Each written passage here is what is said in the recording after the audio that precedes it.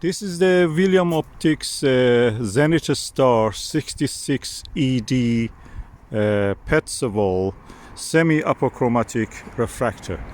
It's a William Optics, as you can see written on the dust cap, and when I remove it you see the lens needs cleaning, so that's something to do. But that's Petzeval. This is the 66mm f400. That makes it a focal ratio of 6.1. When the dew shield is not extended, it's quite compact telescope.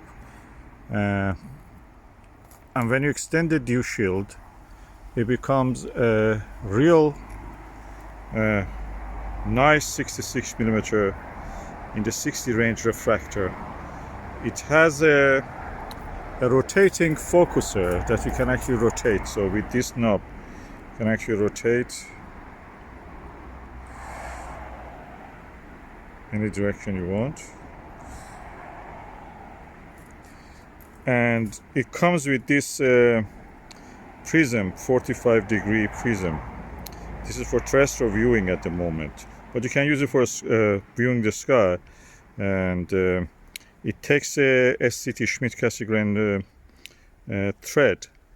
I will try it with what I have, but probably it will work with the proprietary William Optics diagonal, 2-inch diagonal, which has a SCT connection screw matching with this.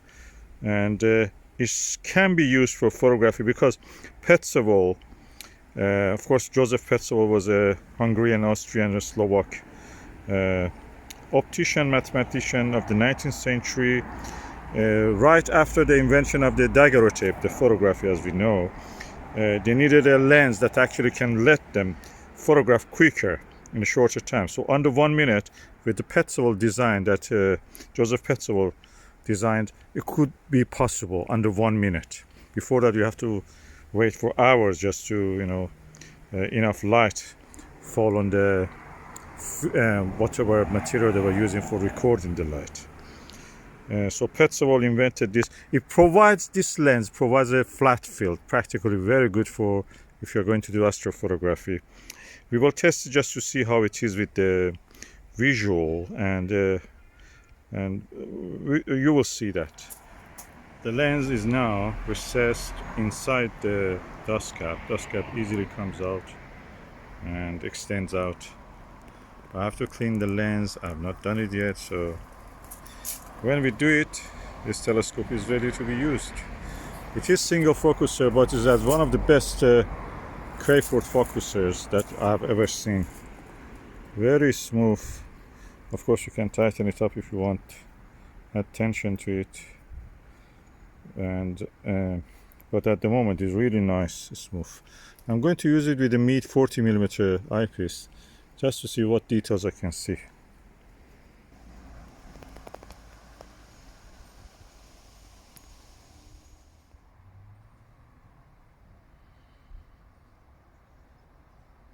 I must say it has one of the widest field of views I've seen.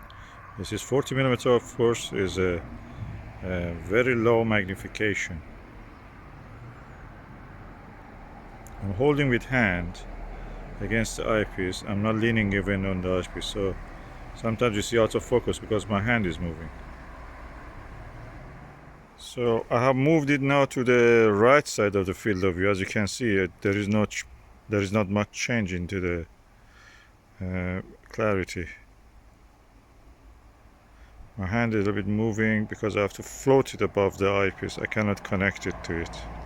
I'm holding the camera by hand.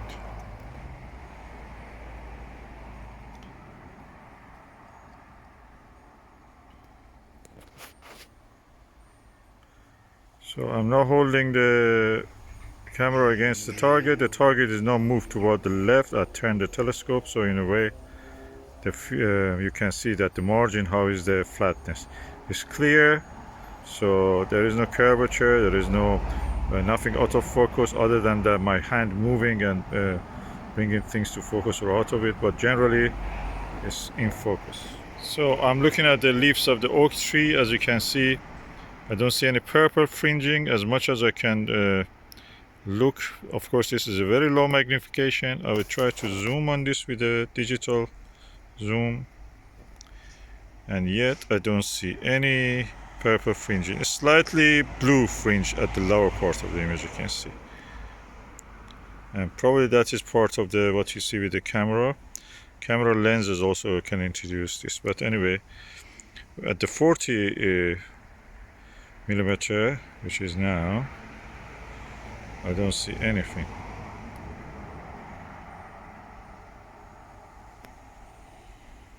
Better than the achromat. So far I couldn't see much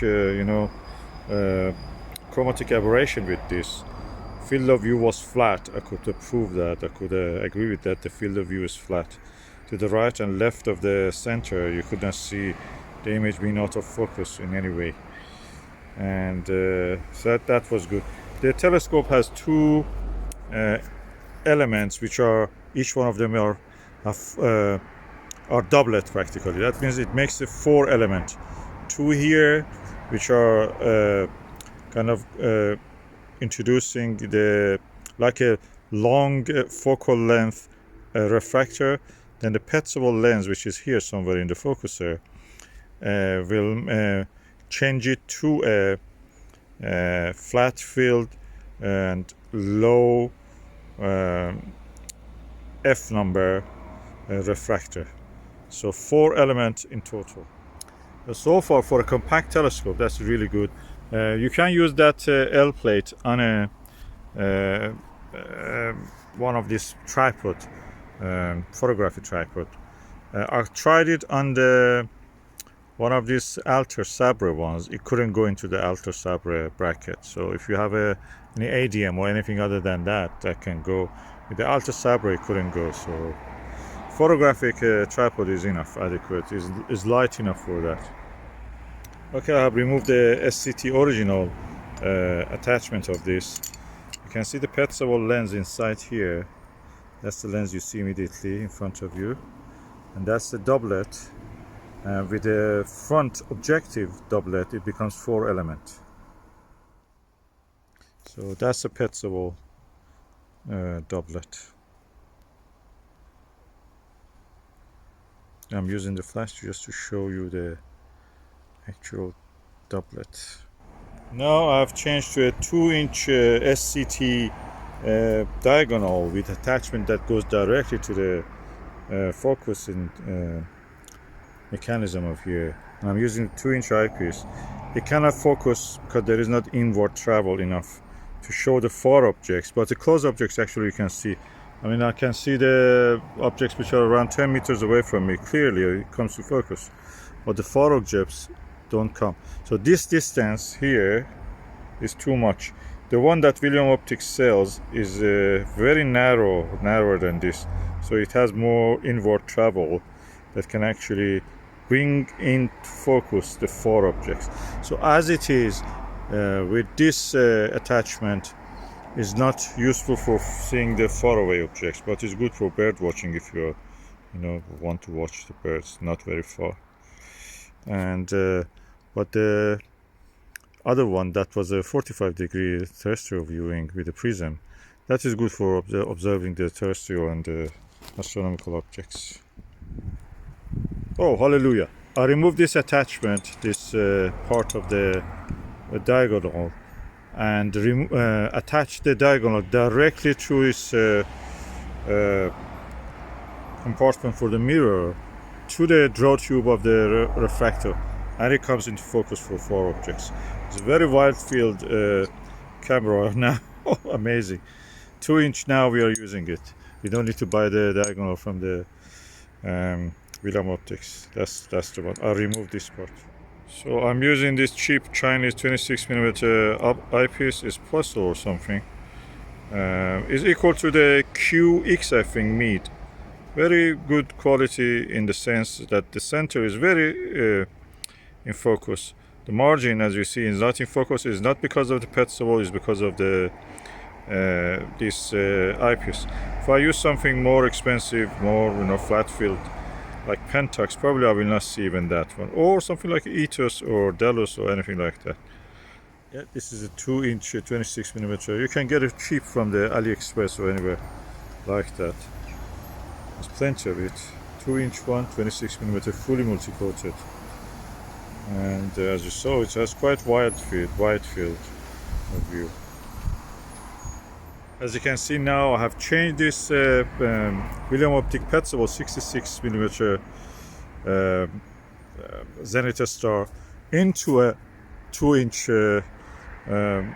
practical wide field telescope, and I will be, hopefully when it is clear, I will be able to look at the stars and sweeping around the Milky Way, looking at the fields of the galaxies. Amazing for that kind of jobs. So without the need for anything, we just can use it as a 2-inch telescope.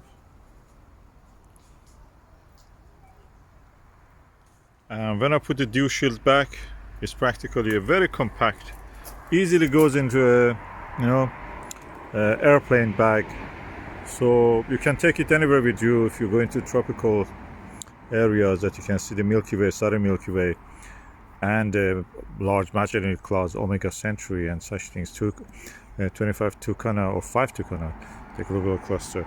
This is perfect for those kind of travels. And yeah, the next best thing is a binocular like that, but this is compact and it's good also for imaging if you're going for imaging.